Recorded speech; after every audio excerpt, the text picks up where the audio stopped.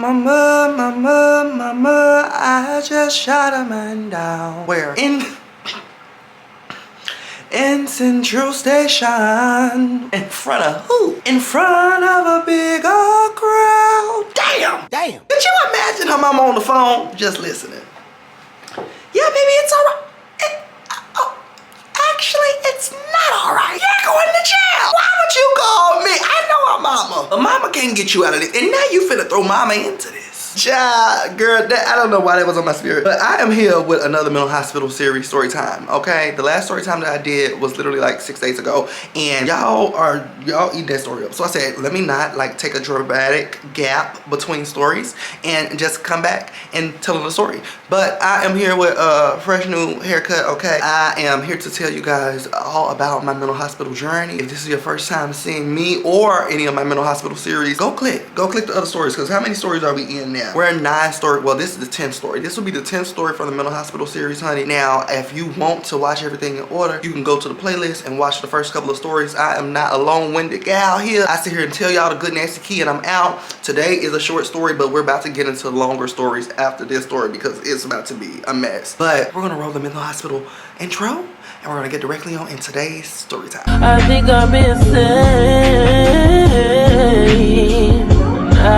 So today's story time, girl, is about me. It's about me. Now I told y'all, we get into the story times about me, child. I was, been watching and looking at everybody else tear the hospital up, and I hadn't told the hospital up just yet. So we creeping up on the days of me tearing the hospital up, girl, okay? So like you may or may not know, I've mentioned in other story times about this girl, about me being locked in this hospital from December all the way to June. So I'm telling these stories in order. Now, like I said in some of the other stories, honey, my parents were not coming to pick me up. Okay, they were not coming to pick me up. They were fed up. They were fed up. Wait, what? Girl, you have to go watch and find out. So like I said, when I was in this hospital, the relationship between me and my parents were very, very strained. So my mom had, girl, I don't think she was even answering the phone. I don't think she was answering the phone when people were trying to schedule meetings with her to kind of have like a conversation of what could be the next step for me. I had been in this hospital for about a month and a half now. What's the next step? Like, he's just sitting here watching everybody come in and out. Like, what's going on? I had been there for a long time, so they want to know what was going to be my next step in my journey. So my mom finally answered her. Girl, she finally answers and agrees to do a family counseling meeting. Now, I think we had did one earlier on, but it was virtually and it was over the phone and probably 3 minutes max. So girl, it was crack-a-lacking, okay, girl, it wasn't much to talk about. Now, this go around, this family counseling meeting would be in person, and it was going to be very, very interesting for me to see how I was going to be interacting when these folks got here. The folks being my parents, girl. When these folks got here and then locked me in this hospital for a month and a half, like I wasn't excited. Because at other times when I was at the hospital, girl, and it was time for the family meeting, I was so excited, like, oh my goodness, I get to see my mom.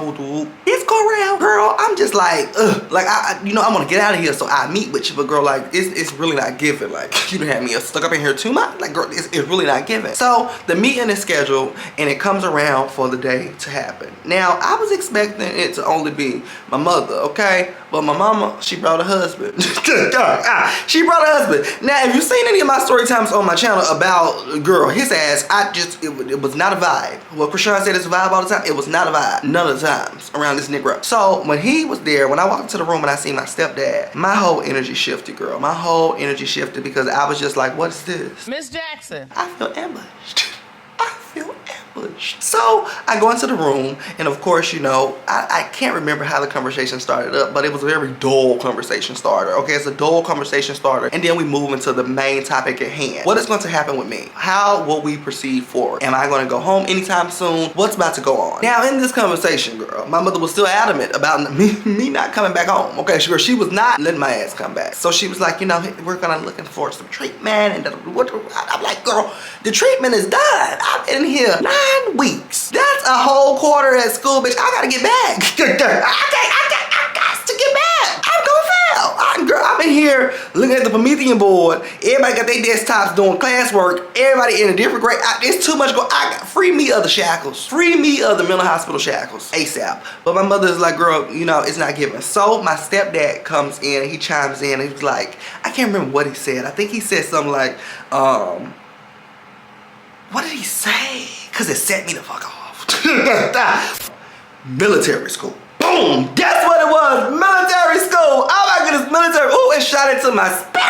Military school. So my mother was talking about, you know, we're gonna look for residential treatments, which is like a long-term treatment care for girl behavior in mental hospitals. So it's basically, you know, usually when people go to the mental hospital, they're only there for like 2 or 3 weeks, okay? If that. But long-term treatment care is when you are sent somewhere locked away for like 3, 6, or 9 months. So my mother, she offers that, and she says, you know, she's been on the phone with the insurances.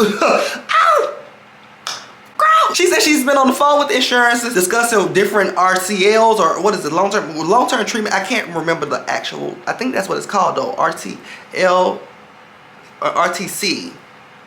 RTC. She said she's been looking up different RTCs, and she's been on the phone with the insurance to see what the insurance will cover. So when my mother offers up that advice, my stepdad says something along the lines, if they can't find something that is fit or covered by insurance, that they're gonna send me to military school. Now I'm like, bitch, what are you talking? What the fuck are you talking about? So that sends me off. I started talking about, so I'm not going to military school. And looking back at it, who was I telling? What was I gonna do? If they would have packed me up and put me on the shuttle, what was I gonna do?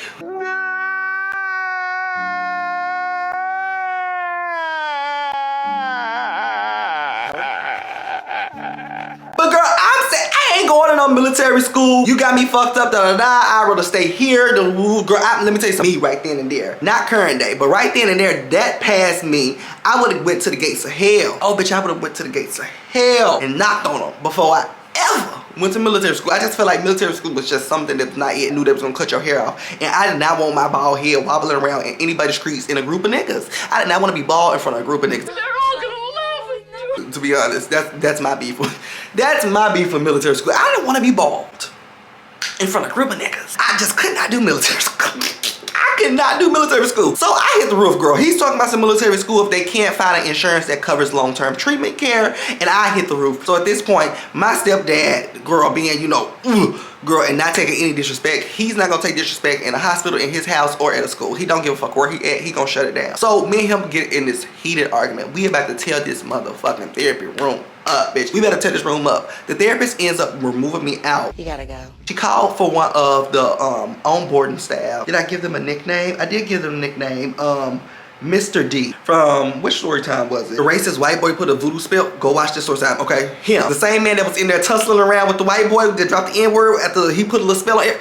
If you were confused, you ain't watched the other story. Same man, okay. She ended up calling him to remove me out of the room because she knew he was my woo side. So at this point, I'm arguing with my stepdad. I can't even tell you how the fuck she got this man into the room, meaning Mr. D. I can't remember how she got Mr. D into the room, but I'm in a deep argument with my stepdad. Before I knew it, baby, I'm getting yanked up and snatched out, out of the therapy room. So at this point, when I get yanked up at immature Jalen, I'm gonna be honest, I throw myself on the floor in the hallway because, bitch, I'm not done arguing. I'm not done arguing, and I do not want to leave this room, and I feel like this might be the last opportunity that I get to see my stepdad and cuss this man out before he may or may not send me to military school.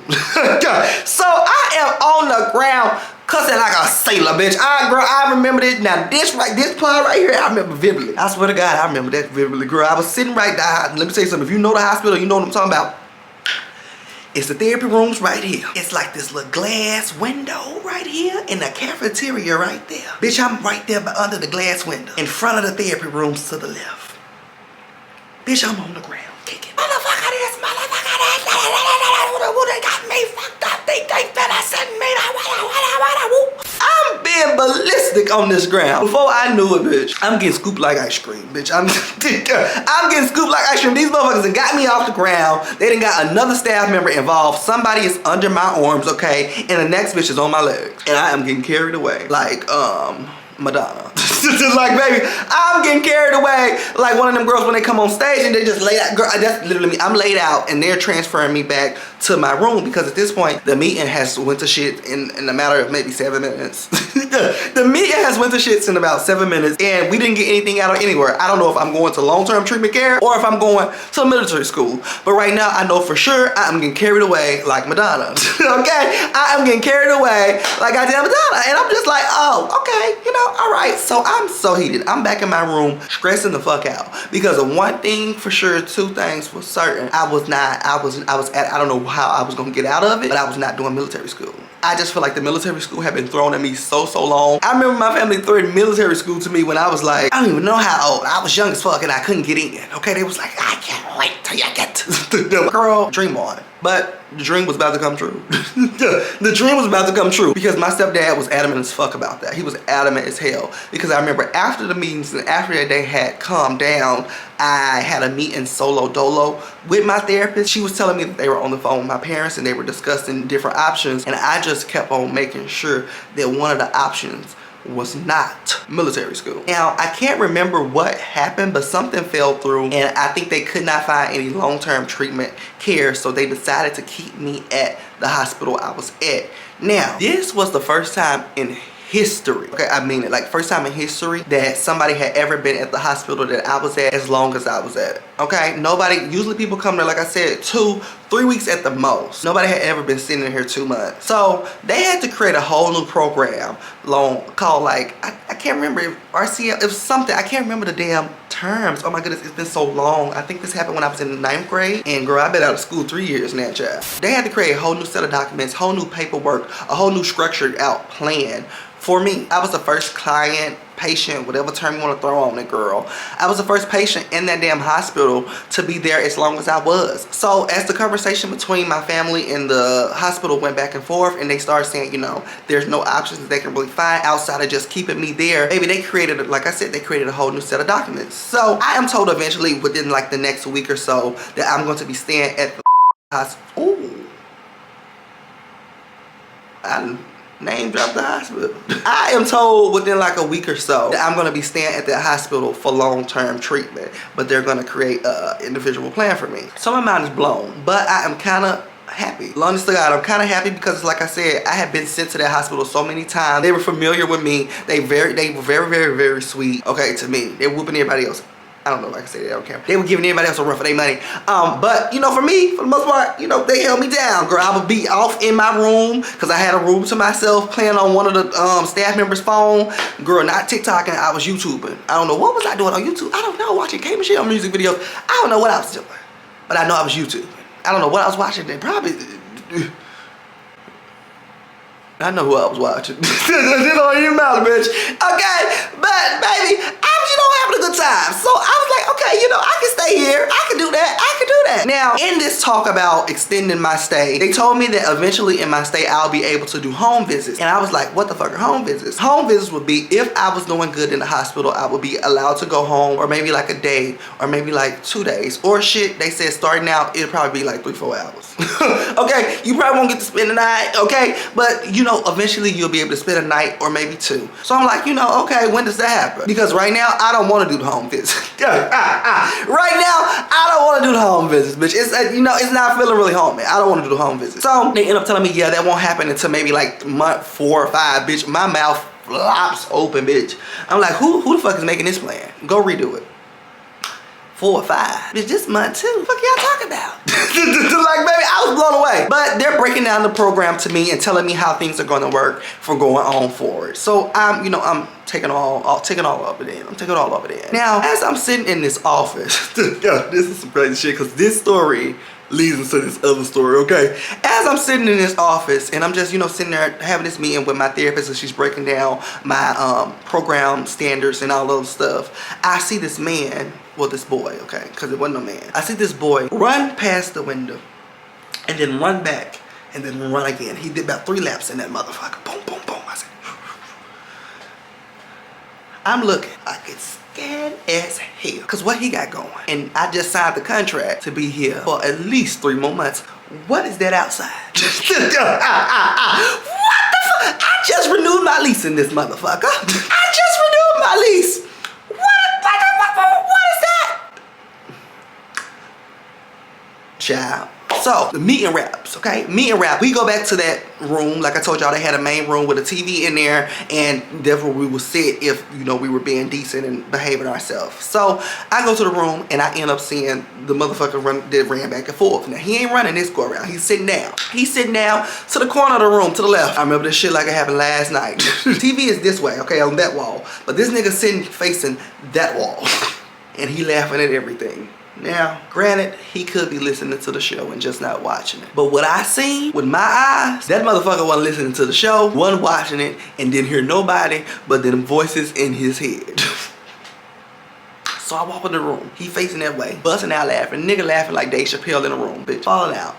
Mind you, I don't know what they're watching on TV, but it ain't no comedy, bitch. Avatar, boom. Like, they're watching something, it's a joke every 40 minutes, bitch. And that nigga laughing every 3 to 4 seconds. I'm spooked. Like I said, this wasn't a mental hospital. This was a behavior center. This was a hospital, but not really a hospital, because it was just people there who had behavior problems, who did not do well in school, that was, you know, beating bitches up or whatever, or people who had home issues and, you know, didn't want to be sent off. It was a pre-juvenile, okay? It was before you get sent to juvie, bitch, okay? This is before you get sent to juvie. So I, you know, it's a couple crazies, but like the crazies are usually on the other side of the hospital, or, you know, by themselves, you know. So I'm just, you know, I'm blown away. I'm taken aback. So I walk in this room, this man's talking to himself, laughing, giggling, all type of shit. Bitch, I try to sit down and I watch the movie. I can't get past him giggling and laughing and talking to himself in the room. I try to do it for about 15 minutes, tops. Couldn't do 20, couldn't do 30, bitch. 15 minutes tops. I'm sitting on this damn couch and I'm trying to watch Avatar, whatever the fuck going on that TV. I'm trying to watch it. And he laughing. Now, I don't want to keep looking at him, because he might just stop laughing and start looking at me. So I get up and I remove myself. And I go back to my room alone room. Like I said, I had me a big old room by myself. It was a wheelchair room, so it was spacious, because like I said, it was a nigga with a wheelchair supposed to be up in there, but we ain't had none, so I took that room. So I'm in my room and I'm just, you know, I'm thinking about like, this has been a long day. Like, I just realized that I'm going to be in this hospital for at least 3 to 4 months, and this is what I had to deal with on the first night of realization, that I have to be in here for about 3 to 4 more months. This is too much. So at this point, I'm in the room having a mental breakdown, to be honest. It just was extremely too much for me. From the meeting that I had with my family that was so chaotic 3 to 4 days ago, move forward to me finding out that I'm stuck here 3 to 4 more months. Then I get out and I'm stuck and I see like, girl, this is what's gonna become unacceptable. Unacceptable. I'm sure. But that is the story time of me realizing, girl, I was about to be stuck in this hospital for 3 to 4 months. Okay, this was my family therapy meeting gone wrong. And I feel like, honestly, if I would have shut my mouth up and not behaved like that boy in the last story time, I probably wouldn't have been stuck there 3 to 4 months. But I was sliding down the wall, down that glass wall, and bitches who know, if you know what hospital I'm talking about, real bitches, they like, bitch, I know what wall you sliding down. I was sliding down that wall like them Summer Walker TikToks, bitch. I was like, girl, God bless me. God bless me. God help me. Bitch, I was sliding down that wall, bitch. Oh my goodness, it was too much. But I hope you guys enjoyed this story time. It is about to get crunk. It's about to get belligerent. Like, I can't believe I'm about to start telling these stories about me breaking down mentally in this hospital. There's only so much you can do. You can only be tough for so long, and you just realize, bitch, you really stuck. Like, damn, you stuck. And then it kind of hurts a little harder when you know your family up the street. At that point, I was like, fuck my family. My room is up the street. My room is up the street. But that was my story time, you guys. I hope you guys enjoyed it. Make sure you guys leave a big old thumbs up, and I'll definitely see y'all very soon in some more story times. I don't do too many story times. There's a lot of story times on my membership. I don't really plug my membership because I feel like if you find it, you find it. It's a secret society, but I guess I'll talk about it here. Go down to my description box, click that first like, and grow. It's a whole nother secret society over there on the membership. We have a blast. Okay, we're gonna have a ball. We have a ball. But I'll definitely see y'all in some more videos. Be safe. Bye.